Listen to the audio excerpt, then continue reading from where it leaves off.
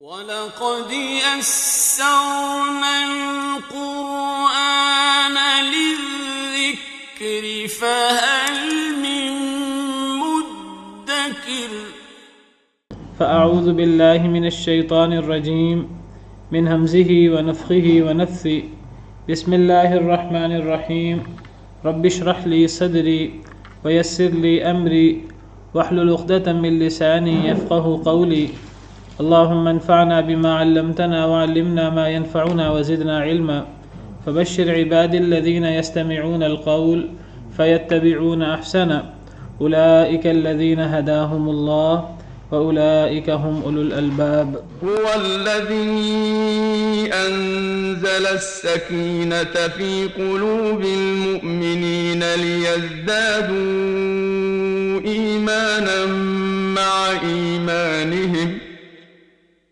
ولله جنود السماوات والأرض وكان الله عليما حكيما ليدخل المؤمنين والمؤمنات جنات تجري من تحتها الأنهار خالدين فيها ويكفر عنهم سيئاتهم وكان ذلك عند الله فوزا عظيما ويعذب المنافقين والمنافقات والمشركين والمشركات الظانين بالله ظن السوء عليهم دائرة السوء وغضب الله عليهم ولعنهم وأعد لهم جهنم وساءت مصيرا. أعوذ بالله من الشيطان الرجيم بسم الله الرحمن الرحيم هو الذي أنزل السكينة في قلوب المؤمنين ليزدادوا إيمانا مع إيمانهم. اللہ وہ ذات ہے جس نے نازل کیا سکینت کو، سکون کو، اطمینان کو، بعض مفسرین کے مطابق رحمت، فی قلوب المؤمنین، مؤمنوں کے دلوں میں، لیزدادوا ایمانا مع ایمانہم، تاکہ وہ زیادہ ہو جائیں ایمان میں اپنے ایمان کے بعد۔ صلح حدیبیہ کا قصہ جاری ہے۔ اللہ رب العالمین نے صلح حدیبیہ کو فتح مبین، عظیم اور واضح فتح قرار دیا ہے اس صورت کے شروع میں، اور اس فتح سے مراد جیسے ہم نے کل پڑھا کہ صلح حدیبیہ ہے، اور یہ صلح حدیبیہ ایک بہت بڑی آزمائش تھی مسلمانوں کے لیے کہ ایک تو اب مسلمانوں کی حالت وہ نہیں تھی جو مکہ مکرمہ میں تھی یا مدینہ منورہ میں شروع میں تھی۔ اب مسلمانوں کے پاس اللہ کے حکم سے، اللہ کی مدد سے کافی طاقت آ چکی تھی، تعداد ان کی زیادہ ہو چکی تھی، تو اب ان کو مکہ مکرمہ کی طرح کافروں کے ہر ظلم و ستم پر صرف یہ نہیں کہا جاتا تھا کہ آپ صبر کریں، آپ درگزر کریں، بلکہ جب نبی کریم صلی اللہ علیہ وسلم نے اللہ کے حکم سے ہجرت کی تو مسلمانوں کو اللہ کی طرف سے اجازت ملی کہ اب آپ بدلہ لے سکتے ہیں، اب آپ اینٹ کا جواب پتھر سے دے سکتے ہیں، اب کافر وہ اب آپ کا بالکل جڑ سے صفایا نہیں کر سکتے، بلکہ اب آپ کے پاس ایک الگ جگہ ہے جہاں آپ اللہ کے نظام کو نافذ کریں۔ آپ کے پاس تعداد بھی ہے، مہاجرین بھی ہیں، انصار بھی ہے، اور اسباب بھی ہیں، اور پھر سب سے بڑھ کر، سب سے پہلے، سب سے بڑھ کر اللہ کی مدد ہے، تو اب آپ بدلہ لے سکتے ہیں۔ جنگ بدر ہوئی، جنگ احد، جنگ خندق، تو اس کے بعد نبی صلی اللہ علیہ وسلم نے فرمایا کہ اب وہ ہم پر حملہ نہیں کریں گے، اب ہم جائیں گے۔ بہرحال نبی کریم صلی اللہ علیہ وسلم نے خواب دیکھا، جیسے میں نے ذکر کیا تھا کل، تو نبی کریم صلی اللہ علیہ وسلم اس خواب کے مطابق صحابہ کرام کے ساتھ عمرہ کرنے کے لیے نکل آئے، اور آگے سے کافروں نے روک لیا، اور پھر حضرت عثمان کی شہادت کی خبر مشہور ہوئی، اور مسلمانوں نے پھر بیعت کی، نبی کریم صلی اللہ علیہ وسلم کے ہاتھ پر خون کی۔ اب مسلمان بڑے جذبے میں تھے اور غصے میں تھے، غیرت میں تھے۔ اللہ کی حکمت بالغہ یہ تھی کہ صلح ہو جائے، جنگ نہ ہو، جس طرح ہم پڑھیں گے آگے۔ اللہ نے جنگ رکوا دی تھی۔ وَهُوَ الَّذِي كَفَّ أَيْدِيَهُمْ عَنْكُمْ وَأَيْدِيَكُمْ عَنْهُمْ بِبَطْنِ مَكَّةَ مِنْ بَعْدِ أَنْ أَظْفَرَكُمْ عَلَيْهِمْ۔ اسی صورت میں ایک دو رکوع آگے ہے کہ اللہ نے تمہارے ہاتھ ان سے رکوا دیے، ان کے ہاتھ تم سے رکوا دیے، اس کے بعد کہ اللہ نے تمہیں ایک فتح دی تھی ان کے اوپر۔ تھوڑی سی جھڑپیں ہوئی تھیں، اور ان جھڑپوں میں مسلمان غالب آئے تھے، اور کافروں کے بہت سارے لوگ قیدی بھی بن گئے تھے، لیکن پھر وعلیکم السلام ورحمۃ اللہ وبرکاتہ، معاملے کو جو ہے وہ ٹال دیا گیا اور صلح کی طرف جو ہے قدم بڑھایا گیا۔ اب یہ جو صلح ہے، اب وہ صورتحال نہیں تھی جیسے میں ذکر کر رہا ہوں مکہ مکرمہ والی، کہ اب بس صبر سے اور درگزر سے کام لیا جائے۔ اب تو اینٹ کا جواب پتھر سے دینے کی بات تھی، لیکن کمزور مسلمان موجود تھے، مسلمان مرد عورتیں مکہ مکرمہ میں۔ اللہ کی حکمت بالغہ یہ تھی صلح ہو، تو اب جب اللہ کی طرف سے صلح کا پیغام آیا نبی صلی اللہ علیہ وسلم کو، صحابہ کرام کو، اب صحابہ کرام میں سے بعض صحابہ انہوں نے باقاعدہ جو ہے وہ نبی کریم صلی اللہ علیہ وسلم سے بات کی کہ ہمیں ایسی شرطیں، ہمیں صلح پر تیار نہیں ہونا چاہیے، اور ہمیں ایسی شرطیں نہیں ماننی چاہیے۔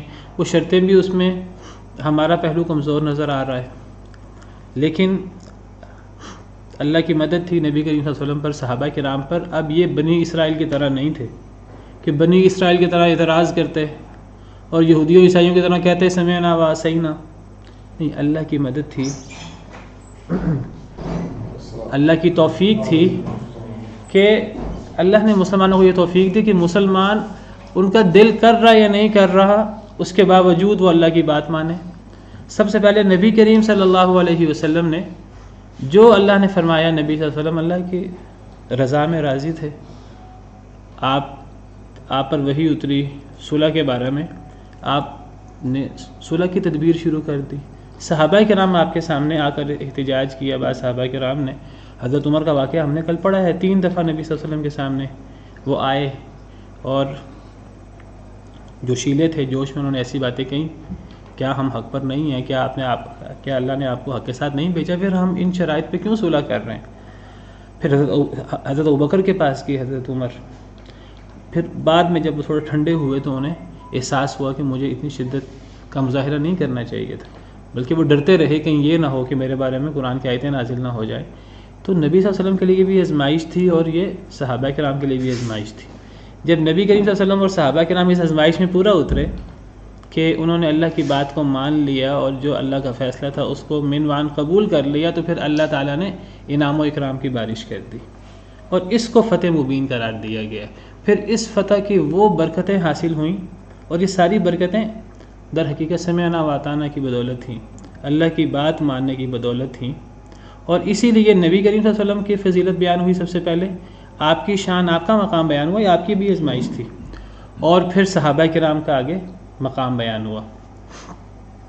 تو یہ جو مقام بیان ہو رہا ہے ایک بہت بڑی آزمائش تھی، اس آزمائش میں صحابہ کرام جو ہیں وہ کامیاب ہوئے، تو اللہ نے اسے فتح مبین قرار دیا، اور اللہ نے فرمایا پھر کہ اے نبی صلی اللہ علیہ وسلم، اللہ تعالیٰ آپ کی اگلی پچھلی ساری لغزشیں اللہ نے معاف کر دی ہیں، اللہ نے آپ پر اپنی نعمتیں تمام کر دی ہیں، اور اللہ آپ کو سیدھے رستے پر چلائے گا، اور اللہ آپ کی مدد کرے گا۔ تو اللہ نے پھر نصرت کا، اور پھر اللہ نے یہ وعدے سارے کیے۔ جب اللہ تعالیٰ نے دیکھا کہ کس طرح نبی کریم صلی اللہ علیہ وسلم اور صحابہ کرام اللہ کی ہدایات کے مطابق انہوں نے عمل کیا، جو کوئی شخص اللہ کے لیے اپنی بات چھوڑتا ہے، اسے اللہ کی طرف سے پھر عزتیں اور برکتیں، اور پھر اسے اللہ کی طرف سے عزت نصیب ہوتی ہے، چاہے بندے کو ظاہراً لگ رہا ہو کہ میری ہیٹھی ہو رہی ہے۔ اگر ایک بندہ صرف اللہ کی رضا کے لیے ہیٹھی برداشت کر لے، اگر ظاہراً ہو رہا ہو اور اللہ کا صریح حکم ہمارے سامنے موجود ہو کہ بھئی آپ چھوڑ دیں اپنی بات، اور انسان اپنی بات چھوڑ دے، تو پھر اللہ تعالیٰ انسان کو وہ مقام دیتے ہیں، پھر ایسے وعدے اور ایسی برکتیں حاصل ہوتی ہیں کہ وہ پھر ہمارے پاس بہت زیادہ مال و اسباب ہو، بہت زیادہ اعوان و انصار ہوں، ان سے وہ فتوحات حاصل نہیں ہوتی جو اللہ کی بات ماننے کے نتیجے میں حاصل ہوتی ہیں۔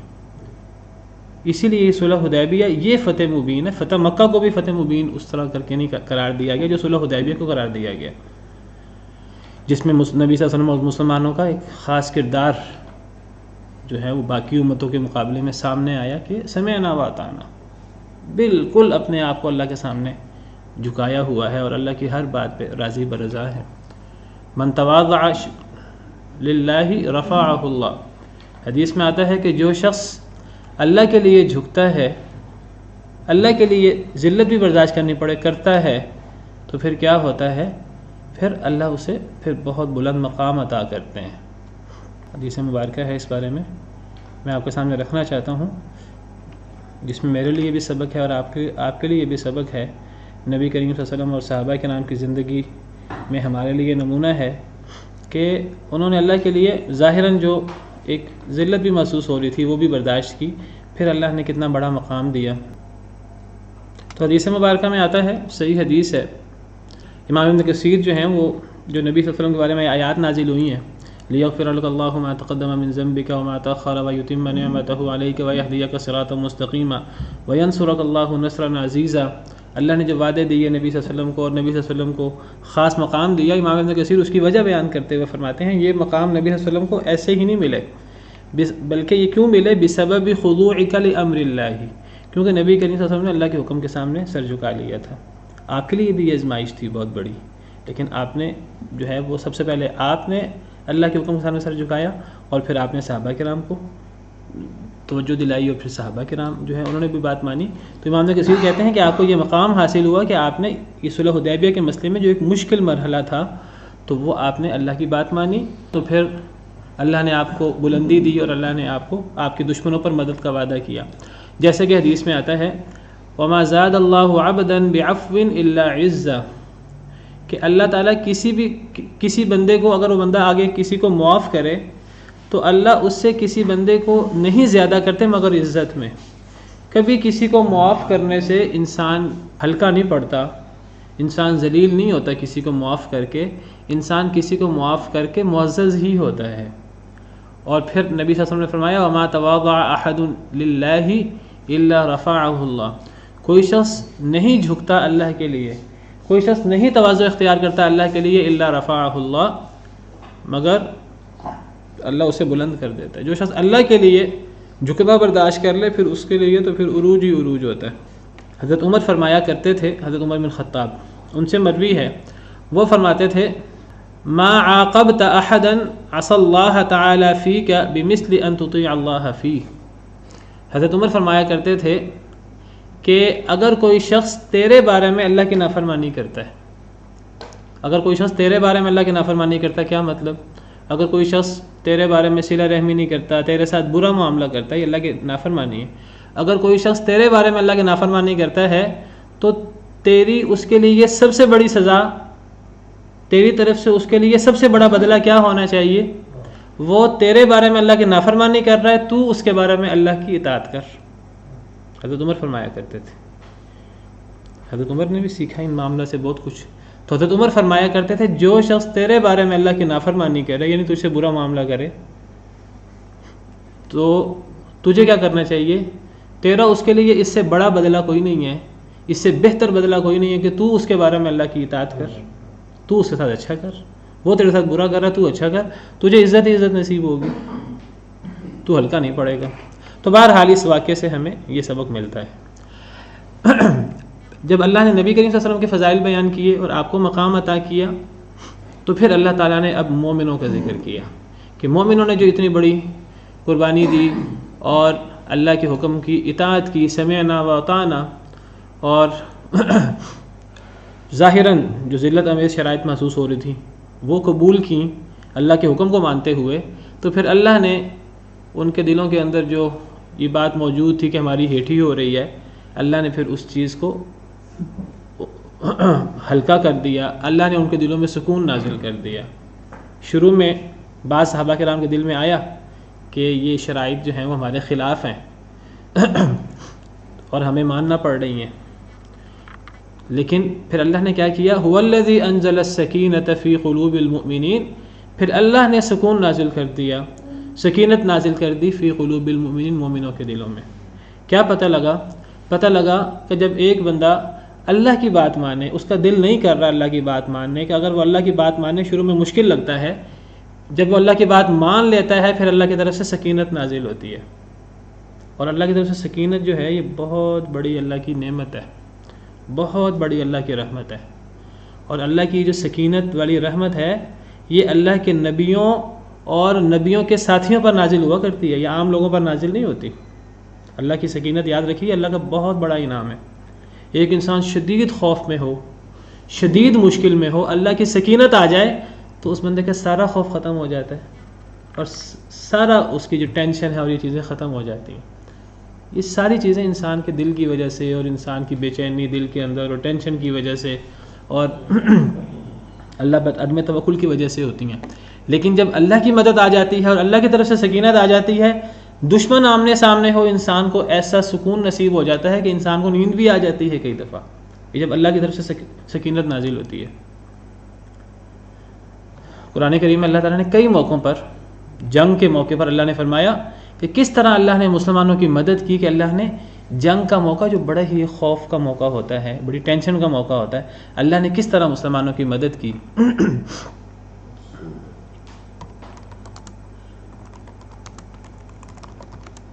جنگ احد کے موقع پر جب مسلمانوں کا نقصان ہوا کافی زیادہ، شروع میں اللہ نے فتح دی تھی، جب بعد میں مسلمانوں کی نبی صلی اللہ علیہ وسلم کی نافرمانی ان سے ہوئی اور پھر نقصان ہوا، تو پھر اللہ نے کیا کیا؟ اللہ ذکر کرتے ہیں سورہ آل عمران آیت نمبر 154 میں، هو الذی ثم انزل علیکم من بعد الغم امنۃ نعاسا یغشی طائفۃ منکم، کہ جب یہ نقصان وغیرہ ہو گیا، اب مسلمان شدید ٹینشن میں اور ان کے عزیز شہید ہو گئے، زخمی ہو گئے.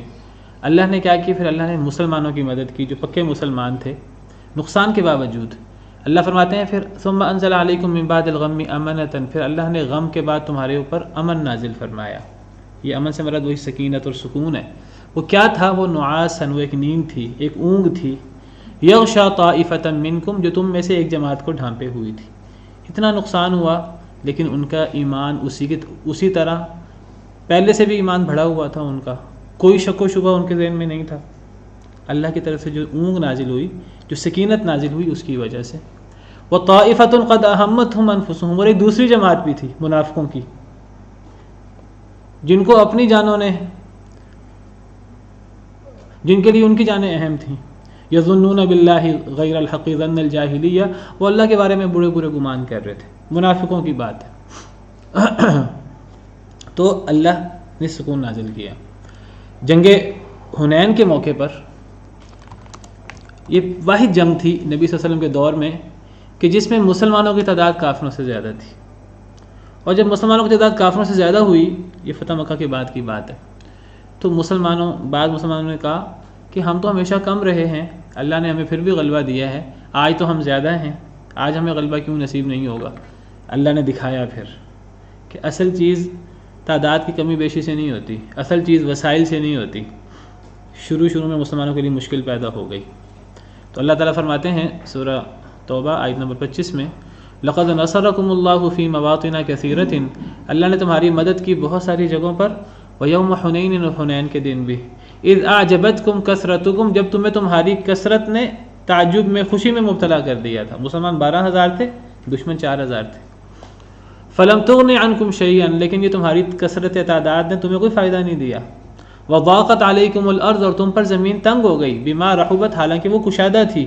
ثُمَّ وَلَّيْتُمْ مُدْبِرِينَ، تم پھر گئے، تم بھاگنے لگے پیٹھیں پھیر کر. شروع میں ایسا ہوا. وہ بڑے تیر انداز تھے کافر لوگ، وہ چھپے ہوئے بیٹھے تھے، تو گھات میں لگائے ہوئے. مسلمان آئے، ہلہ بولا تو انہوں نے تیر اندازی کی، تو مسلمانوں کے قدم اکھڑ گئے شروع میں. پھر نبی کریم صلی اللہ علیہ وسلم نے واقعات میں موجود ہے، نبی صلی اللہ علیہ وسلم نے صحابہ کرام کو آواز لگائی. حضرت عباس جو آپ کے چچا تھے، جن کی آواز بڑی بلند تھی، آپ نے فرمایا اپنے چچا کو کہ لوگوں کو پکاریں. اور پھر آپ خود بھی رجز پڑھنے لگے، انا النبی لا کذب انا ابن عبد المطلب. آپ ثابت قدم تھے، آپ صحابہ کرام کو پکارتے رہے، حضرت عباس پکارتے رہے. آخر کار صحابہ کرام پھر لوٹے. اور لوٹ کر پھر انہوں نے حملہ کیا اور پھر اللہ نے فتح دی. تو یہ جو مشکل موقع تھا جنگ حنین کا کہ جب مسلمانوں کے قدم ایک دفعہ اکھڑ گئے تھے اور زمین کشادہ ہونے کے بعد تنگ ہو گئی تھی، تو اللہ کیا فرماتے ہیں ثم انزل اللہ سکینتہ علی رسولہ، پھر اللہ نے اپنی سکینت نازل کی اپنے رسول پر، وعلی المؤمنین اور مومنوں پر، وانزل جنودا لم تروها، اور اللہ نے پھر ایسے لشکر نازل کیے جن کو تم دیکھتے نہیں تھے. وہ فرشتے اللہ نے اتارے، یا یہ سکینت اور سکون ہی اللہ کا لشکر ہے، اللہ کو پتہ ہے. اللہ نے پھر وہ لشکر اتارے جن کو تم دیکھتے نہیں تھے. وعذب الذین کفروا، پھر اللہ نے کافروں کو عذاب دیا. وذالک جزاء الکافرین، اور یہی کافروں کا بدلہ ہوتا ہے. تو یہ وہ سکینت کی میں بات کر رہا ہوں. یہ سکینت کو کبھی ہلکا نہ سمجھیے، یہ اللہ کی بہت بڑی مدد ہے. اور میں ذکر کر رہا ہوں یہ ایسی مدد ہے اللہ تعالیٰ کی جو نبیوں کو اور نبیوں کے ساتھیوں کو نصیب ہوتی ہے، یہ عام لوگوں کو نصیب نہیں ہوتی. بہرحال دیکھیے یہ قرآن کی آیت ہے تو اس میں ہمیں تھوڑا سا مذاق کا انداز ہمارا نہیں ہونا چاہیے. تو بہرحال بٹ صاحب کو بھی جاگنا چاہیے. تو یہ سکینت جو ہے یہ سکینت ہے جو قرآن پڑھتے ہوئے بھی نازل ہوتی ہے. تو حدیث مبارکہ میں آتا ہے مجتمع قوم فی بیت من بیوت اللہ یتلون کتاب اللہ ویتدارسونہ الا نزلت علیہم الرحمہ سکینہ وغشیتہم الرحمہ وحفتہم الملائکہ. تو یہ سکینت قرآن پڑھتے ہوئے اور لوگ اگر اللہ کا ذکر کر رہے ہیں مجلس میں بیٹھ کے تو نازل ہوتی ہے. تو یہ اللہ کی بہت بڑی مدد ہوتی ہے. سورہ فتح آیت نمبر 22 آیت نمبر 26 ہے، اس میں بھی اللہ نے اپنی اس نعمت کا ذکر کیا ہے کہ اذ جعل الذین کفروا فی قلوبہم الحمیۃ حمیۃ الجاہلیہ، جب کافروں نے اپنے دل میں جاہلیت کی حمیت پیدا کر لی اور انہوں نے مسلمانوں کو روک دیا عمرہ کرنے سے. اب مسلمان بڑے غضب میں تھے، بڑے غیظ و غضب میں تھے، تو اللہ نے کیا کیا فانزل اللہ سکینتہ علی رسولہ وعلی المؤمنین والزمہم کلمۃ التقوی وکانوا احق بها واہلھا. پھر اللہ نے اپنی سکینت نازل کی رسول پر اور مومنوں پر، اور اللہ نے ان کے لیے تقوی کا کلمہ لازم کر دیا. وکانوا احق بها واہلھا، اللہ نے ان کو تقوی پر جما دیا. وکانوا احق بها واہلھا، اور اللہ کے نبی اور ان کے ساتھی اس کے حقدار تھے کہ ان پر سکینت نازل ہو اور وہ تقوی پر جمے رہیں، وہ اس کے حقدار تھے. ان کا کردار بھی ایسا ہی تھا کہ وہ اس کے حقدار ہوں. تو یہ اللہ کی جو سکینت نازل ہوتی ہے یہ خاص لوگوں کو حاصل ہوتی ہے. تو اللہ نے یہ سکینت نازل کی مسلمانوں پر جب انہوں نے اللہ کے حکم پر لبیک کہا اور وہ صلح پر تیار ہوئے اللہ کے حکم کی وجہ سے. تو اللہ نے پھر مسلمانوں کو یہ مقام دیا هو الذی انزل السکینۃ فی قلوب المؤمنین لیزدادوا ایمانا مع ایمانہم. اب اس سکون کی وجہ سے ہوتا کیا ہے؟ اس سکون کی وجہ سے جو دل میں شیطانی وسوسے پیدا ہوتے ہیں، برے برے خیالات پیدا ہو جاتے ہیں، وہ ختم ہو جاتے ہیں. وہ ختم ہو کر ایمان میں اضافہ ہونا شروع ہو جاتا ہے. تو بجائے اس کے کہ مسلمان شکوک و شبہات کا شکار ہوں کہ ہم کیوں ایسی شرائط پر ہم تیار ہو رہے ہیں، ہمیں ایسی شرائط پر تیار نہیں ہونا چاہیے. بعض صحابہ کرام کے دل میں یہ چیزیں آ رہی تھیں، اللہ نے سکون سکینت نازل کی تو ان کا ایمان بڑھ گیا، پہلے سے ان کا ایمان زیادہ ہو گیا. لیزدادوا ایمانا مع ایمانہم، تاکہ وہ بڑھ جائیں ایمان میں اپنے ایمان کے ساتھ. جو پہلے ان کا ایمان تھا اس ایمان سے ان کا ایمان بڑھ گیا. یہ اللہ کی طرف سے جو سکون نازل ہوتا ہے تو اس سے ایمان بڑھ جاتا ہے. پھر اس سے پتہ لگتا ہے ایمان بڑھتا ہے، ایمان میں اضافہ ہوتا ہے. اس سے پتہ لگا جب ایمان میں اضافہ ہوتا ہے تو پہلے ایمان کا لیول اتنا نہیں تھا جتنا اب ہو گیا ہے. اس کا مطلب ہے پہلے ایمان کچھ کم تھا اب بڑھ گیا ہے. اس سے پتہ لگا کبھی ایمان میں کمی ہوتی، کبھی ایمان میں اضافہ ہوتا ہے. دونوں چیزیں ہوتی ہیں، ایمان میں کمی بیشی دونوں ہوتی ہیں. کیسے ایمان میں اضافہ ہوتا ہے؟ اللہ کی باتیں مان کر. ایسے ہی نہیں ہو جاتا. اللہ کے احکامات پر عمل کیا جائے، مشکل وقت میں آزمائش کے وقت میں اللہ کی بات پر لبیک کہا جائے، اللہ اور رسول کی بات مانی جائے تو اس سے ایمان میں اضافہ ہوتا ہے. جس طرح صحابہ کرام نے اللہ اور رسول کی بات مانی، اللہ نے سکون نازل کیا اور اللہ نے ایمان میں اضافہ فرمایا. اور جو بندہ اعتراضات کرتا ہے، ابھی میں نے آپ کے سامنے سورہ احد جنگ احد کی آیتیں رکھیں کہ اللہ نے مسلمانوں پر جنگ احد کے بعد جب مسلمانوں کا کافی نقصان ہوا تھا، مسلمانوں کا تو ایمان بڑھ گیا جنگ احد کے بعد بھی، حالانکہ ان کا کافی نقصان ہوا تھا. اور وہ جو منافق تھے ان کے شکوک و شبہات بڑھ گئے. کیونکہ انہوں نے اللہ اور اللہ کے رسول کی بات نہیں مانی. ان کے شکوک و شبہات بڑھ گئے اور مسلمانوں کا ایمان جنگ احد کے بعد بھی بڑھ گیا. جنگ احد کے بعد قرآن کی آیتیں ہیں مسلمانوں کے بارے میں، الذین استجابوا للہ والرسول من بعد ما اصابهم القرح، وہ مسلمان جنہوں نے اللہ اور اللہ کے رسول کی بات مانی اس کے بعد کہ انہیں زخم لگا، یعنی انہیں آزمائش آئی، پھر بھی انہوں نے اللہ اور رسول کی بات مانی. کیا بات مانی؟ نبی صلی اللہ علیہ وسلم نے فرمایا ہم نے پیچھا کرنا ہے کافروں کا. مسلمان لوٹے پھوٹے اور پریشانی میں تھے، بڑا نقصان ہو گیا تھا، لیکن اللہ کا حکم آیا کہ ہم نے پیچھا کرنا ہے کافروں کا. مسلمانوں نے اس حالت میں بھی اللہ اور رسول کی بات مانی، اور اس کا فائدہ کیا ہوا؟ میں نے آپ کو پہلے بھی ذکر کیا تھا کہ کافر واپس آنا چاہتے تھے. انہوں نے پیچھے دیکھا گرد اڑ رہی ہے اور مسلمان آ رہے ہیں، انہوں نے کہا ہم نے ایک دفعہ شکست تو دی ہے، ہم ایک دفعہ نا پورا جو ہے نا ملیا میٹ کر کے آئے، ہم کیوں جلدی واپس آ گئے ہیں. ان کے دل میں اچانک آیا تو وہ واپس پلٹنے لگے تو دیکھا پیچھے سے مسلمان آ رہے ہیں، تو حیران ہوئے، اچھا مسلمانوں کے پاس تو ابھی بھی طاقت ہے اور ابھی بھی حوصلہ ہے، اس کا مطلب ہے کہ ابھی ان کے پاس لوگ موجود ہیں. تو پھر انہوں نے کہا چلو آئندہ پھر ہم آ کے دوبارہ لڑیں گے. وہ چلے گئے، اس سے یہ فائدہ ہوا. تو اللہ نے قرآن کی آیتیں اتار دیں کہ مسلمان وہ لوگ ہیں کہ اللہ مومنوں کا اجر ضائع نہیں کرتا، وہ لوگ جنہوں نے اللہ اور اللہ کے رسول کی بات مانی اس کے بعد کہ انہیں زخم لگا. للذین احسنوا منہم واتقوا اجر عظیم، جنہوں نے نیکی کی، جنہوں نے تقوی اختیار کیا، ان کے لیے بہت بڑا اجر ہے. منافقین کو چھوڑ کر جو باقی مسلمان تھے ان کے لیے بہت بڑا اجر ہے. پھر اللہ فرماتے ہیں الذین قال لهم الناس ان الناس قد جمعوا لكم فاخشوهم فزادهم ایمانا، وہ لوگ کہ جن سے لوگوں نے کہا کہ بہت سارے لوگ آگے ہیں تم ان سے ڈر جاؤ. صحابہ کرام سے منافقین نے کہا لوگ بہت زیادہ آگے ہیں تم ان سے ڈر جاؤ، فخشوہم تم ڈر جاؤ، فزادہم ایمانا ان کا ایمان بڑھ گیا. مسلمانوں کا ڈرنے کی بجائے ایمان بڑھ گیا. وقالوا حسبنا اللہ ونعم الوکیل، مسلمانوں نے کہا ہمیں اللہ کافی ہے اور بڑا بہترین کارساز ہے. تو جو شخص اللہ اور اللہ کے رسول کے احکامات پر عمل کرتا ہے اس پر اللہ کی طرف سے سکون نازل ہوتا ہے اور اس کے ایمان میں اضافہ ہوتا ہے، اس کا ایمان کا لیول بوسٹ کر جاتا ہے، اس کا ایمان بڑھ جاتا ہے. اسی طرح کوئی شخص قرآن پڑھے اور قرآن میں غور کرے، اس کا بھی ایمان بڑھتا ہے. سورہ انفال کی آیت نمبر 2 میں اللہ تعالیٰ فرماتے ہیں انما المؤمنون الذین اذا ذکر اللہ وجلت قلوبہم، سورہ انفال آیت نمبر 2، کہ مومن تو وہ ہیں کہ جب اللہ کا ذکر کیا جائے تو ان کے دل ڈر جاتے ہیں. وَإِذَا تُلِيَتْ عَلَيْهِمْ آيَاتُهُ، اور جب ان پر اللہ کی آیتیں تلاوت کی جاتی ہیں زادتہم ایمانا، تو ان کا ایمان بڑھ جاتا ہے. وَعَلَىٰ رَبِّهِمْ يَتَوَكَّلُونَ، اور وہ اللہ پہ توکل کرتے ہیں. اور مومن وہ ہیں جو نماز ادا کرتے ہیں اور جو ہم نے ان کو رزق دیا اسے خرچ کرتے ہیں. اور پھر آخر میں اللہ فرماتے ہیں یہی پکے مومن ہیں، اللہ کی طرف سے ان کے ایمان پر مہر لگ گئی ہے کہ ان کا ایمان بالکل حقیقی اور یقینی ایمان ہے.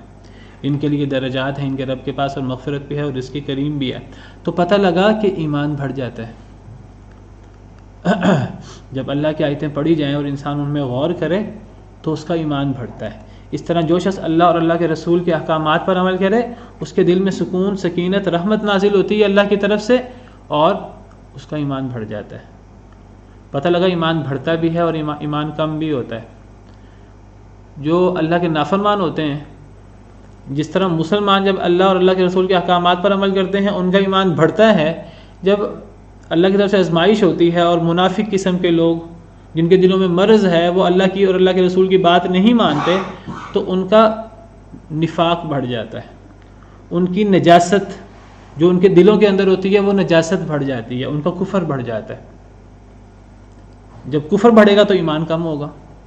تو اللہ نے اس کا بھی ذکر کیا قرآن کریم میں منافقین کے بارے میں. سورہ توبہ میں اللہ نے منافقین کے بہت سارے واقعات بیان فرمائے ہیں. تو اللہ تعالیٰ فرماتے ہیں وَإِذَا مَا أُنزِلَتْ سُورَةٌ، جب کوئی صورت نازل ہوتی ہے فَمِنْهُمْ مَنْ يَقُولُ أَيُّكُمْ زَادَتْهُ هَذِهِ ایمانا، تو ان میں سے یعنی منافقین میں سے وہ بھی ہے جو کہتا ہے، یعنی مسلمانوں سے کہتا ہے أَيُّكُمْ زَادَتْهُ هَذِهِ ایمانا، اس صورت سے تم میں سے کس کا ایمان بڑھا ہے. مذاق اڑاتے ہوئے منافق کہتے مسلمانوں سے اچھا تو صورت نازل ہوئی ہے، اس صورت سے کس کا ایمان بڑھا ہے. منافق مذاق اڑاتے ہوئے کہتے تھے. تو اللہ تعالیٰ اس کا جواب دیتے ہیں. اللہ فرماتے ہیں فَأَمَّا الَّذِينَ آمَنُوا فَزَادَتْهُمْ إِيمَانًا، صورتیں نازل ہونے سے، اللہ کی آیتیں نازل ہونے سے مومنوں کا ایمان بڑھتا ہے. وَهُمْ يَسْتَبْشِرُونَ، وہ خوش ہوتے ہیں قرآن نازل ہونے پر، اللہ کے احکامات نازل ہونے پر، وہ بوجھ محسوس نہیں کرتے. وہ خوش ہوتے ہیں کہ اللہ کا حکم اترا ہے، اللہ کے حکم کو پڑھتے ہیں، اس پر عمل کرتے ہیں، ان کا ایمان میں اضافہ ہو جاتا ہے۔ وَأَمَّا الَّذِينَ فِي قُلُوبِهِم مَرَضٌ، اور رہے وہ لوگ جن کے دلوں میں مرض ہے، فَزَادَتْهُمْ رِجْسًا إِلَىٰ رِجْسِهِمْ، یہ جو اللہ کی طرف سے صورت نازل ہوتی ہے یہ ان کی نجاست میں اور اضافہ کر دیتی ہے۔ کون سی نجاست؟ وہ جو کفر اور نفاق کی نجاست ان کے دلوں میں ہے، تو یہ قرآن کی صورتیں جب نازل ہوتی ہیں تو منافقوں کا نفاق بڑھ جاتا ہے، نجاست بڑھ جاتی ہے۔ وَمَاتُوا وَهُمْ كَافِرُونَ، اور پھر اب ان کے لیے اللہ کی طرف سے وہ لعنت پھر آتی ہے کہ اب موت تک انہیں ہدایت کی توفیق نہیں ملے گی، اب وہ مر جائیں گے کفر کی حالت میں، اس مذاق کی وجہ سے جو وہ قرآن کے ساتھ کر رہے ہیں، یا جو مسلمانوں کا مذاق اڑا رہے ہیں کہ کس کا ایمان اس صورت میں بڑھایا ہے۔ تو اس قسم کی باتیں یہ پھر ان پر اللہ کی طرف سے ایسی لعنت ہوتی ہے کہ پھر وہ کفر کی حالت میں مر جاتے ہیں، پھر ان کو ایمان کی توفیق نہیں ملتی۔ تو اس سے پتہ لگا ان آیات کریمہ سے کہ ایمان بڑھتا بھی ہے اور ایمان کم بھی ہوتا ہے۔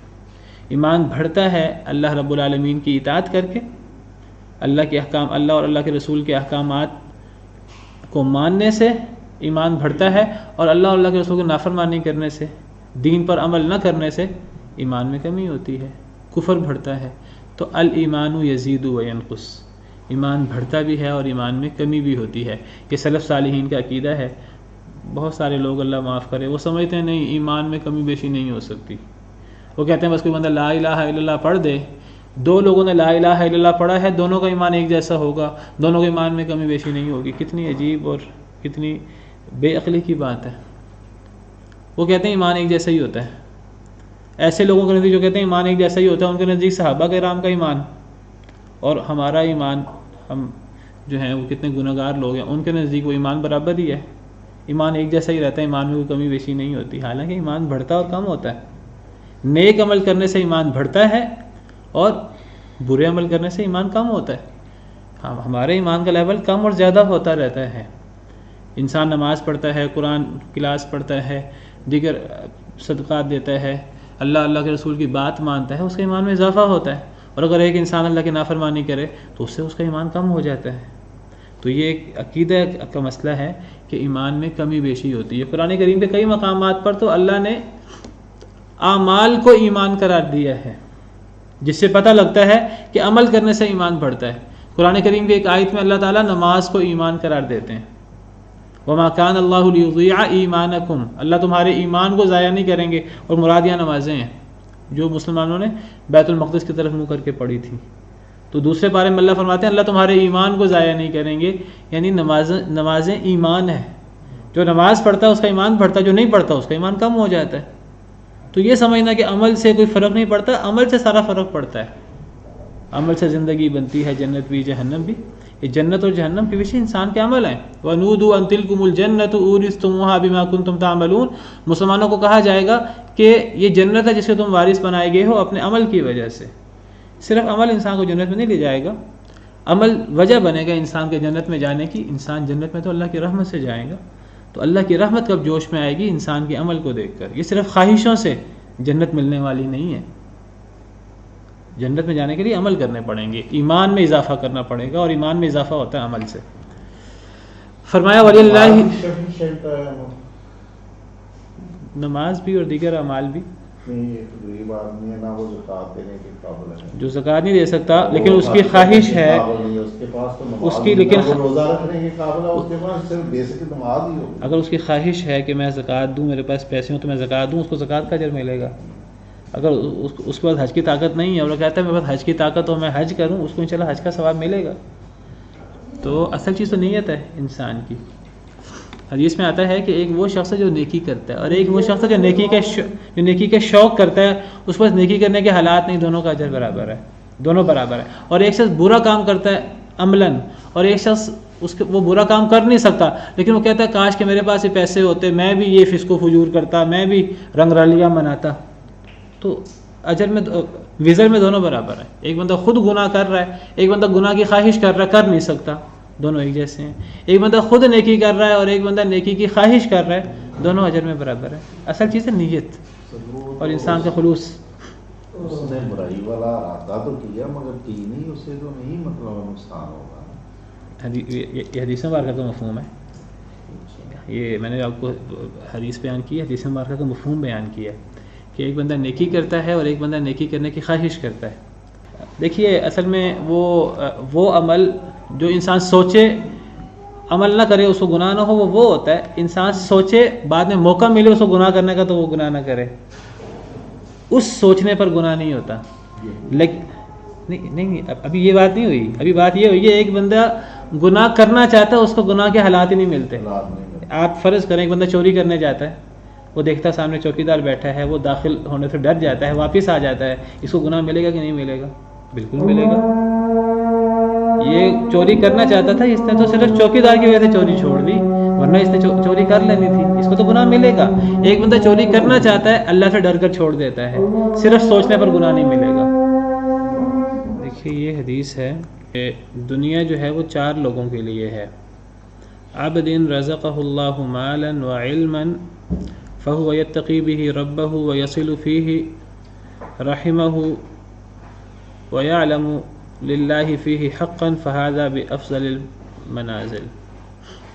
ایک بندہ اسے اللہ نے مال بھی دیا، علم بھی دیا، وہ اللہ سے ڈرتا ہے اس بارے میں اور صلہ رحمی کرتا ہے، سمجھتا ہے کہ اللہ کا اس میں حق ہے۔ ایک بندے کو مال بھی دیا، علم بھی دیا، وہ اس کے مطابق عمل کرتا ہے، تو یہ بندہ سب سے افضل ہے۔ ایک بندہ وہ ہے جسے اللہ نے علم دیا لیکن مال نہیں دیا، لیکن وہ سچی نیت رکھتا ہے اور وہ کہتا ہے اگر میرے پاس مال ہوتا تو میں بھی فلاں کی طرح عمل کرتا، جس کو اللہ نے مال دیا ہے وہ خرچ کر رہا ہے، اس کے پاس مال تو نہیں ہے، علم ہے، یہ کہتا ہے میرے پاس بھی مال ہوتا میں بھی خرچ کرتا، تو حدیث میں ہے فَهُوَ بِنِيَّتِهِ، اس بندے کو اس کی نیت کا اجر مل جائے گا، فَأَجْرُهُمَا سَوَاء، ان دونوں لوگوں کا اجر برابر ہے۔ وَعَبْدٍ رَزَقَهُ اللَّهُ مَالًا، ایک وہ بندہ جسے اللہ نے مال دیا ہے لیکن علم نہیں دیا، فَهُوَ يَخْبِطُ فِي مَالِهِ بِغَيْرِ عِلْمٍ، وہ اپنے مال کو بغیر علم کے خرچ کرتا ہے، لَا يَتَّقِي فِيهِ رَبَّهُ، نہ اس مال کے بارے میں اللہ سے ڈرتا ہے، نہ صلہ رحمی کرتا ہے، وہ اللہ کا حق اس میں اس کا خیال نہیں رکھتا۔ تو ایک شخص کے پاس مال ہے، علم نہیں ہے، وہ مال کو الٹی سیدھی جگہ پر خرچ کرتا ہے، یہ سب سے برا شخص ہے، یہ خود عملاً برا کام کر رہا ہے، فَهَذَا بِأَخْبَثِ الْمَنَازِلِ۔ ایک چوتھا شخص ہے وَعَبْدٍ لَمْ يَرْزُقْهُ مَالًا وَلَا عِلْمًا، اس کے پاس نہ مال ہے نہ علم ہے، وہ کہتا ہے اگر میرے پاس مال ہوتا تو میں فلاں کی طرح عمل کرتا، یعنی فلاں برے شخص کی طرح عمل کرتا، فَهُوَ بِنِيَّتِهِ، اس کو اس کی نیت کا گناہ ملے گا، فَوِزْرُهُمَا سَوَاء، ان دونوں لوگوں کا گناہ برابر ہے۔ یہ اس کا میں ذکر کر رہا تھا آپ کو۔ تو بہرحال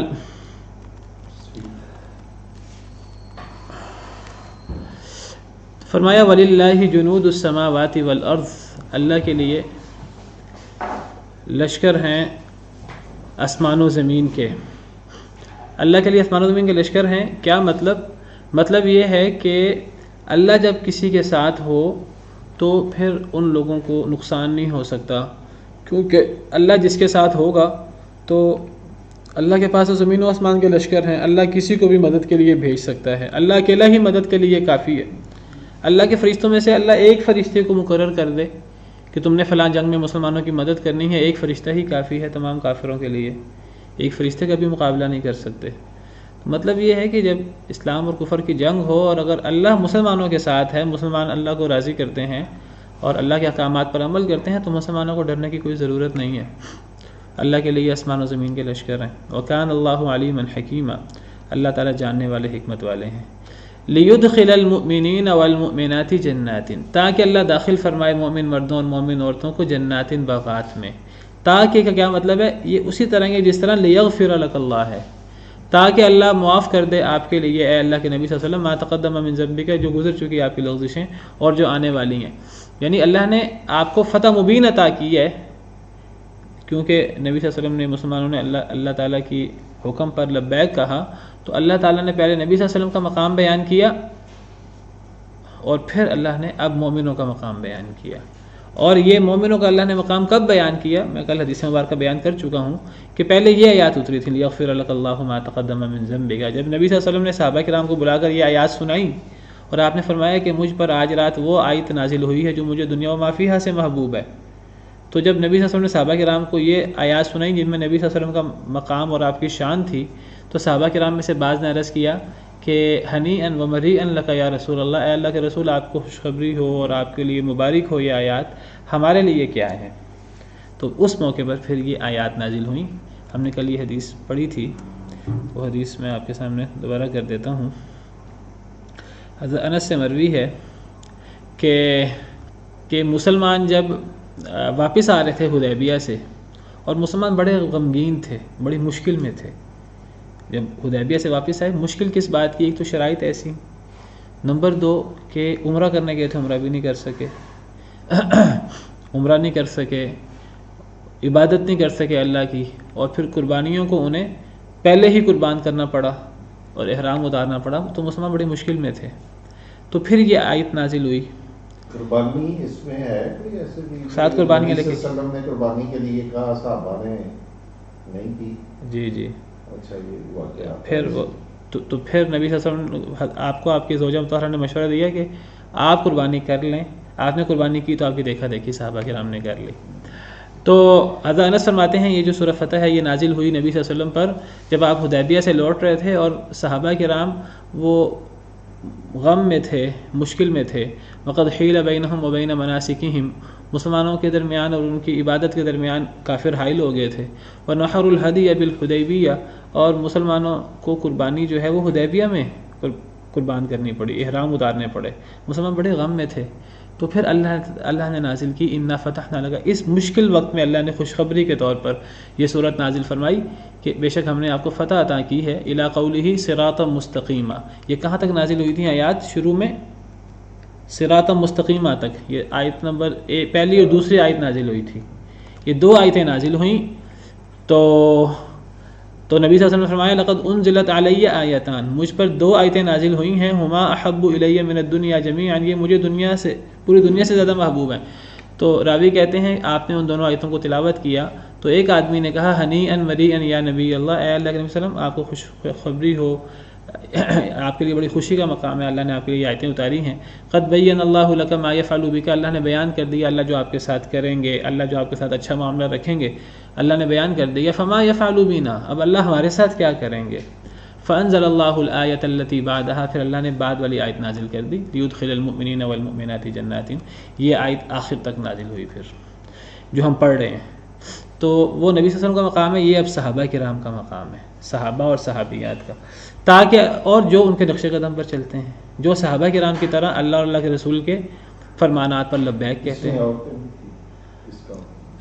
اس میں عورتیں تو ویسے نہیں تھیں جہاں تک مجھے یاد پڑتا ہے، لیکن اب جو شخص بھی جو ہے وہ صحابہ کرام کے طرز عمل پر چلے، جس طرح صحابہ کرام نے طرز عمل پیش کیا حدیبیہ پر، صحابیات کا بھی یہ طرز عمل ہوتا تھا۔ تو مومن مردوں اور عورتوں کا یہی مقام ہے جو صحابہ کرام کے اس نقش قدم پر چلے، تاکہ اللہ داخل کرے مومن مردوں اور عورتوں کو باغات میں جن کے نیچے سے نہریں بہتی ہیں، خالدین فیہا، وہ اس میں ہمیشہ رہیں گے، وَيُكَفِّرَ عَنْهُمْ سَيِّئَاتِهِمْ، اور اللہ ان کے خطائیں معاف کر دیں گے۔ وَكَانَ ذَلِكَ عِنْدَ اللَّهِ فَوْزًا عَظِيمًا، اور ہے یہ چیز اللہ کے نزدیک بہت بڑی کامیابی، اصل کامیابی یہ ہے کہ انسان جنت میں داخل ہو جائے اور انسان کی گناہ اللہ معاف کر دیں۔ تو اصل کامیابی یہ ہے، دنیا کی مشکلات، دنیا کی مصیبتیں، دنیا میں کافروں سے نیچے ہو جانا، دنیاوی طور پر ان کی کوئی حیثیت نہیں ہے۔ اصل کامیابی ہے اخروی کامیابی، جس طرح اللہ تعالیٰ فرماتے ہیں کل نفس ذائقۃ الموت وانما توفون اجورکم یوم القیامہ فمن زحزح عن النار وادخل الجنۃ فقد فاز، جو آگ سے بچا لیا گیا، جنت میں داخل ہو گیا، وہ کامیاب ہو گیا۔ وما الحیات الدنیا الا متاع الغرور، اور دنیا کی جو ساز و سامان ہے اس کی پرواہ نہ کرو، وہ تو دھوکے کا سامان ہے۔ تو دنیا کو اہمیت نہیں دینی چاہیے، اصل ہے آخرت میں ہمارے لیے اللہ نے کیا مقام رکھا ہے اور اللہ نے ہمارے گناہ معاف کیے کہ نہیں کیے۔ یہ تو ہے نبی کریم صلی اللہ علیہ وسلم کا مقام، اور جو مسلمان مرد اور عورتیں ہیں جو اللہ اور اللہ کے رسول کے احکامات پر عمل کرتے ہیں ان کا مقام، اللہ ان کے لیے ان کو جنت دے گا ہمیشہ کے لیے، اور اللہ ان کے گناہ بھی معاف کر دیں گے۔ اگر کسی کو توبہ کرنے کی بھی موقع نہیں ملا لیکن وہ نیت اچھی رکھتا ہے تو اللہ اس کا بھی گناہ معاف کر دیں گے۔ وَيُكَفِّرَ عَنْهُمْ سَيِّئَاتِهِمْ، اللہ کی مرضی ہے، شرک کے علاوہ اللہ جو چاہیں معاف کر دیں، یہ اصل کامیابی ہے۔ لیکن ایک تیسرا گروہ بھی ہے، وَيُعَذِّبَ الْمُنَافِقِينَ وَالْمُنَافِقَاتِ، اور تاکہ اللہ عذاب دے منافق مردوں اور عورتوں کو۔ یہ فتح مبین یہ منافقوں پر اور کافروں پر شاق ہے. تو اللہ نے اس لیے فتح مبین عطا کی ہے کہ پھر نبی کا مقام بیان کیا، پھر مومن مردوں اور عورتوں کا مقام بیان کیا جن میں سر فہرست صحابہ کرام ہیں، پھر اس کے بعد منافق مردوں عورتوں کا اور مشرک مردوں عورتوں کا ذکر کیا تاکہ اللہ عذاب دے. یہاں بھی ہم لام لگائیں گے، جس طرح لیغفر لک اللہ اور لیدخل المؤمنین ہے، اسی طرح اصل عبارت ہے ولیعذب المنافقین. وہ لام یہاں موجود ہے جس کی وجہ سے با پہ زبر ہے. یہ جب لام آتا ہے تو لام پھر زبر دے دیتا ہے فعل مضارع کو. تو اور تاکہ اللہ عذاب دے المنافقین منافق مردوں کو، والمنافقات اور منافق عورتوں کو، والمشرکین اور مشرک مردوں کو، والمشرکات اور مشرک عورتوں کو، الظانین باللہ ظن السوء جو گمان کرتے ہیں اللہ کے بارے میں برے برے گمان، اللہ کے بارے میں برے گمان کرتے ہیں. منافق مرد اور عورتیں، مشرک مرد اور عورتیں کیا برے گمان کرتے ہیں؟ منافق کہتے ہیں کہ اللہ مسلمانوں کو فتح نہیں دیں گے. ان کا دل ہوتا ہے، شدید خواہش ہوتی ہے کاش کے مسلمان اب گئے ہیں، اب کاش کے واپس ہی نہ آئیں. اکثر منافقین یہ خواہش رکھتے تھے، دعا کرتے تھے، دل میں ان کی خواہش ہوتی تھی کاش کے مسلمان واپس نہ آئیں. اب وہ نکلے ہیں گھر سے تو اب ان کو واپس آنا نصیب نہ ہو، وہاں لڑائی ہو اور لڑائی میں سارے مارے جائیں. تو اللہ کے بارے میں برے گمان کہ اللہ مومنوں کی مدد نہیں کریں گے. اللہ کے بارے میں برے گمان، بعض دفعہ لوگ کیا کرتے ہیں کہ اپنے نفاق اور اپنے کفر و شرک کی وجہ سے وہ اتنے برے اعمال کر لیتے ہیں کہ پھر وہ سوچتے ہیں کہ اب ہم نے اتنے برے اعمال کر لیے، پتہ نہیں اگر ہم توبہ کریں اللہ ہمیں معاف بھی کریں گے نہ کریں. تو اللہ کے بارے میں برا گمان رکھتے ہیں کہ اللہ ہمیں معاف نہیں کریں گے. پھر وہ کہتے ہیں اچھا اگر اللہ نے معاف نہیں کرنا تو ہم اسی نفاق پر، اسی کفر کی شرک کی روش پر برقرار رہتے ہیں. جس طرح ابلیس ہے، دیکھیں ابلیس جو ہے وہ اللہ کی بڑی عبادت کرتا تھا، بڑا جو ہے وہ پہلے نیک تھا. اب کیسی نیکی تھی اس کی، اس کو اللہ کو پتہ ہے، لیکن اللہ اسے آسمانوں پہ لے گئے. تو جب ابلیس سے گناہ ہو گیا اور اس نے سجدہ نہیں کیا حضرت آدم کو، اب ابلیس اللہ کی رحمت سے مایوس ہو گیا. در حقیقت اس نے اللہ کے بارے میں برا گمان کیا. کیا برا گمان کیا؟ کہ اب تو مجھے اللہ معاف نہیں کریں گے. اور اللہ کے بارے میں برا گمان کرنا یہ تمام برائیوں کی جڑ ہے. تو اللہ کہتے ہیں منافق مردوں اور عورتوں کو اور مشرک مردوں اور عورتوں کو اللہ تعالیٰ عذاب دیں گے. کیوں عذاب دیں گے؟ کیونکہ یہ اللہ کے بارے میں برا گمان رکھتے ہیں. برا گمان کی کئی صورتیں ہو سکتی ہیں. برے گمان کی یہ صورت ہو سکتی ہے اگر یہ توبہ کرنے کبھی ذہن میں خیال آتا ہم توبہ کر لیں تو پھر ذہن میں آ جاتا ہم نے اتنے گناہ کر لیے ہیں، اب توبہ کرنے سے ہمارے گناہ معاف نہیں ہوں گے. وہ اپنی نفاق کی کفر کے روش برقرار رہتے ہیں. تو یہ تو شیطان کے وسوسے ہیں. اللہ معاف نہیں کریں گے. اللہ تو کفر شرک ہر چیز معاف کر دیتے ہیں. ایک بندہ زمین بھر کے گناہوں کے لیے اللہ معاف کر دیتے ہیں. قل یا عبادی الذین اسرفوا علی انفسہم لا تقنطوا من رحمۃ اللہ ان اللہ یغفر الذنوب جميعا. یہ اللہ کے بارے میں برا گمان رکھتے ہیں. برا گمان یہ بھی ہے اللہ ہمیں معاف نہیں کریں گے. برا گمان یہ بھی ہے کہ اللہ مومنوں کی مدد نہیں کریں گے اور ہمیں خوشی منانے کا موقع ملے گا. تو اس برے گمان کے بارے میں اگلی 2-3 آیتیں آگے اللہ نے ذکر بھی کیا ہے. آیت نمبر 12 یہ آپ کے سامنے ہے. بل ظننتم، اللہ منافقین سے کہہ رہے ہیں، بل ظننتم ان لن ينقلب الرسول والمؤمنون الى اهليهم ابدا وزين ذلك في قلوبكم وظننتم ظن السوء. تم نے گمان کیا کہ ہرگز نہیں لوٹیں گے رسول اور مومن لوگ اپنے گھر والوں کی طرف ابداً کبھی بھی. وزین ذلک فی قلوبکم، اور یہ چیز تمہارے دلوں میں مزین ہو گئی. وظننتم ظن السوء، تم نے برے برے گمان کیے. تو برے گمان کے اندر یہ گمان بھی شامل ہے کہ اللہ کے بارے میں برے گمان کے اندر یہ بھی شامل ہے اللہ مومنوں کی مدد نہیں کریں گے. تو یہ بات یاد رکھیے، بہت سے لوگ اپنے آپ کو مسلمان کہتے ہیں اور ان کے دل میں خیال آتا ہے اللہ ہماری مدد نہیں کریں گے. یہ اللہ کے بارے میں برا گمان رکھنا ہے. جو اللہ کے بارے میں برا گمان رکھتا ہے پھر اللہ اس کے ساتھ ویسا ہی معاملہ کرتے ہیں، اللہ اس کی واقعی مدد نہیں کرتے. اور پھر اللہ معاف کرے، پھر ایسے شخص کے لیے اللہ کے ہاں عذاب ہے. دیکھیے نہیں، دیکھیے ایک ہے نیکی کے نہیں، دو باتوں میں فرق ہے. ایک ہے کہ انسان نیکی کرتا ہے اور انسان اپنی نیکی پر اعتماد نہیں کرتا. انسان کہتا ہے کہ میں اللہ سے دعا کروں اللہ میری نیکی قبول کر لے، پتہ نہیں اللہ میری نیکی قبول کرے کہ نہ کرے. یہ تو نیکی کرنے کے بعد اللہ کا ڈر، یہ تو بہت بڑی نیکی ہے. اللہ نے مومنوں کا ذکر کیا والذین یؤتون ما آتوا وقلوبهم وجلۃ انہم الی ربہم راجعون. مومنوں کی صفت یہ ہے کہ جو وہ جب خرچ کرتے ہیں اللہ کے راستے میں ان کے دل ڈر رہے ہوتے ہیں پتہ نہیں یہ قبول ہوتی کہ نہیں ہوتی. یہ تو ایمان کی نشانی ہے. لیکن ایک بندہ دعا کرے اور اس کے دل میں پتہ نہیں اللہ دعا قبول کرتا ہے کہ نہیں کرتا، اللہ پتہ نہیں ہماری مدد کرے گا کہ نہیں کرے گا، اللہ تو کافروں کو دیتے ہیں اللہ ہمیں نہیں دیتے، یہ میں اس کی بات کر رہا ہوں، یہ اللہ پر برا گمان ہے، اور یہ برا گمان منافق اور مشرک رکھتے ہیں۔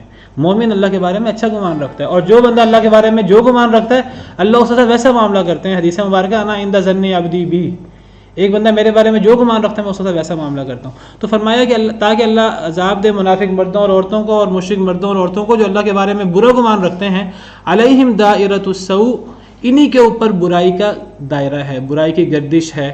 وغضب اللہ علیہم، اللہ ان پر غصے ہوں گے، ولعنہم، اور اللہ ان پر غصے ہوا، اللہ نے ان پر لعنت کر دی، واعد لہم جہنم، اللہ نے ان کے لیے جہنم تیار کر رکھی ہے، وساءت مصیرا، اور بہت برا ٹھکانہ ہے۔ تھوڑی سی اس کی وضاحت انشاءاللہ کل کر دوں گا، وقت ختم ہو گیا ہے۔ سبحان ربک رب العزۃ عما یصفون وسلام علی المرسلین والحمد للہ رب العالمین۔